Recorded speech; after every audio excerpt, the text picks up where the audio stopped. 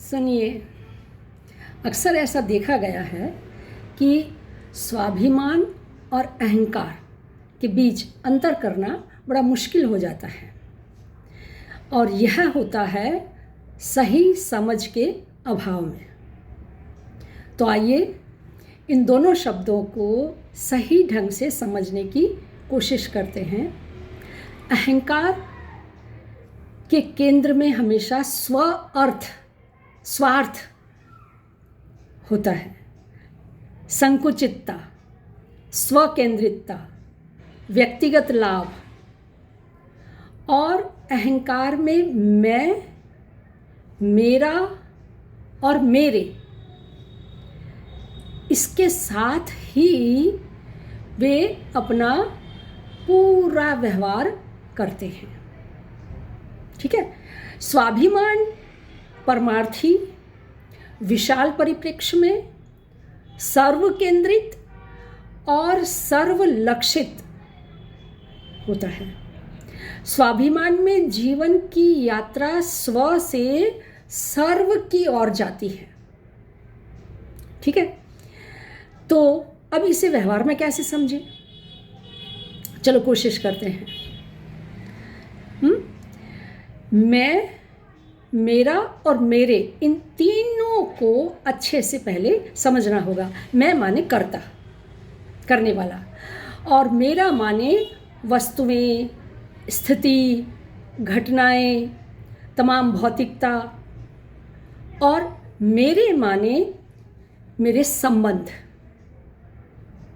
Okay. यह संबंध व्यक्ति से भी हो सकता है और वस्तुओं से भी हो सकता है। तो इन्हीं के आसपास रहते हुए, इन्हीं को केंद्र में रख कर चलते हुए विचार, बातें, व्यवहार वगैरह होते हैं। तो ये कहलाता है संकुचितता। जैसे कि वो कुएं में मेंढक होते हैं ना, बस उनका दायरा ऐसा लगता है कि इतना ही है। तो पूरी जिंदगी अहंकार रूपी कर्ता की इन्हीं में, मेरा और मेरे के आसपास पूरी हो जाती है। व्यवहार में देखें, और सामान्य जन तो इसी प्रकार की बातें करते हुए सुनाई देते हैं कि जीवन तो होता ही इसीलिए है ना, इन्हीं के लिए है ना। तो हमने जिंदगी भर खूब काम किए, दुख सहन किए, विपरीत परिस्थितियों में भी जिए और दर्द झेले, और अब थोड़ा कहीं जा कर के हम फ्री हुए हैं। हमारी तकलीफ़ों का आप क्या अंदाज़ लगा सकते हैं? प्रश्न उठता है कि यह सब किया किसने और किसके लिए किया? करने वाला कौन? जवाब मिलेगा, करने वाला मैं माने कर्ता, मैं माने अहंकार। और साहब, जहाँ कर्ता मौजूद है वहाँ अहंकार की उपस्थिति तो होगी ही ना। अब किसके लिए किया?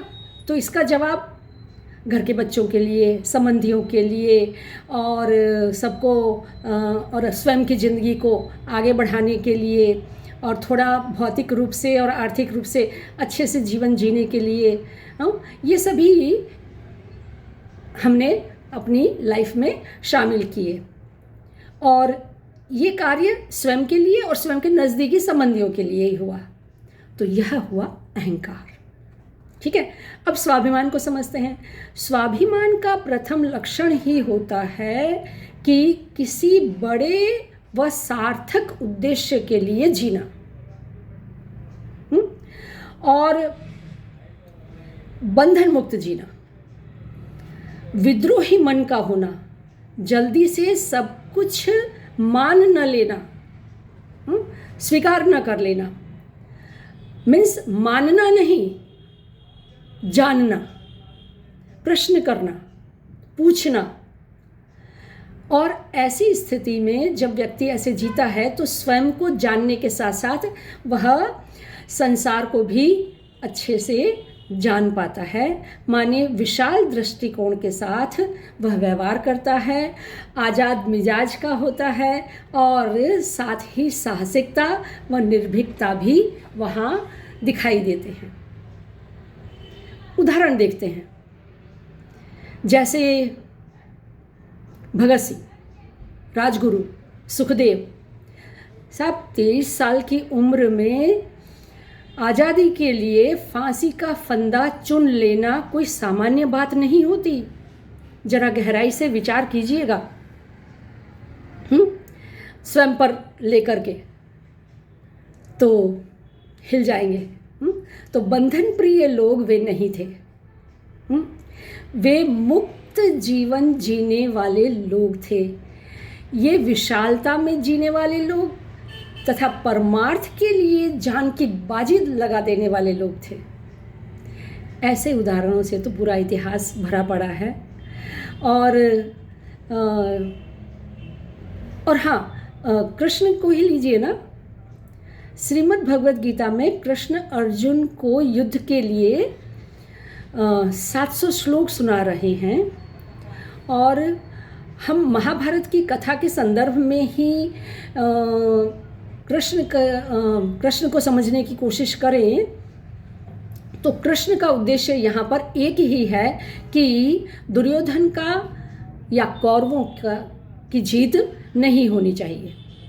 यदि वो जीत गए तो एक अहंकारी और अभिमानी व्यक्ति के हाथों में सत्ता की बागडोर आ जाएगी, जिससे प्रजा कभी भी सुखी नहीं हो सकेगी। इसलिए कुछ भी हो, जीत तो पांडवों की ही होनी चाहिए। यहाँ कृष्ण का क्या कोई व्यक्तिगत लाभ है? क्या उनका कोई व्यक्तिगत स्वार्थ है? तुरंत जवाब मिलता है नहीं, ऐसा कुछ भी दिखाई या समझ में नहीं आता। और फिर भी कृष्ण युद्ध के मैदान में मीन्स कुरुक्षेत्र में प्रजा के हित के लिए डटे हुए खड़े हैं। तो विशाल दृष्टिकोण को स्थान दे करके जीने से एक दिन स्व से सर्व की यात्रा अवश्य ही प्रारंभ हो पाती है।